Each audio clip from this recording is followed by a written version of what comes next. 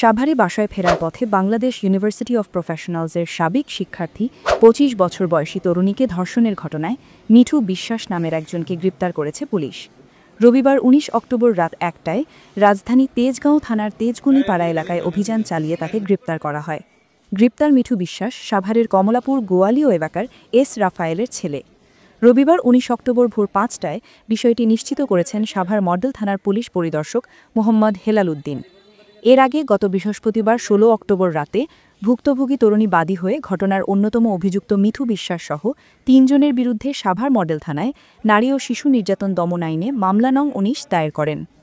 মামলার অন্য আসামিরা হলেন সাভারের কমলাপুর গোয়ালিও এলাকার সোহেল রোজারিও ও বিপ্লব রোজারিও।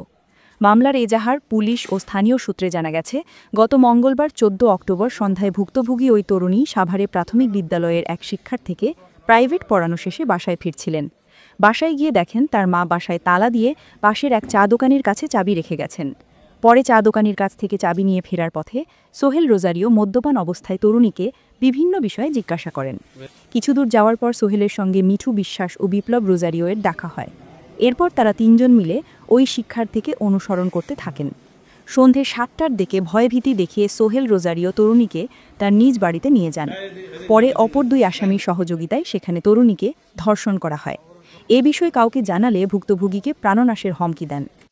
সম্প্রতি আপনি জানেন বিরুলিয়া গোয়ালিয়াপাড়া এলাকায় যে একজন তরুণীকে ধর্ষণের যে ঘটনা ব্যাপকভাবে আলোচিত হয়েছে, সেই সেই ঘটনায় আমরা কিন্তু একাধিক বিভিন্ন জায়গায় সাঁড়াশি অভিযান পরিচালনা করেছি এবং অভিযান পরিচালনা করে আমরা এই ঘটনায় জড়িত অন্যতম আসামি মিঠু বিশ্বাসকে আমরা গ্রেপ্তার করতে সক্ষম হই। তাকে গতকাল আমরা তেজগাঁও এলাকা হইতে আম ভোরের দিকে আমরা তাকে গ্রেপ্তার করি এবং তাকে যথাযথভাবে বিজ্ঞ আদালতে রিমান্ডের আবেদন সহ আমরা প্রেরণ করব।